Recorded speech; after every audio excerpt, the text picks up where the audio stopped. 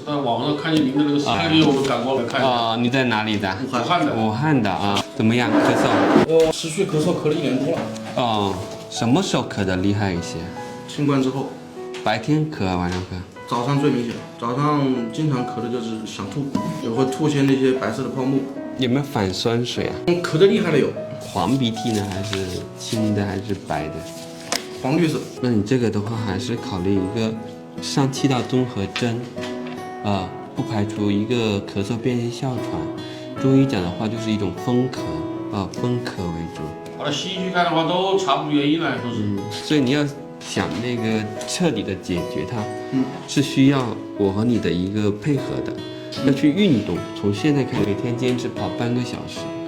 然后第二个，鼻涕不要往里面吸，然后生冷的东西少吃。中医讲的叫做形寒饮冷则伤肺，然后开个中药，我们中药调一下。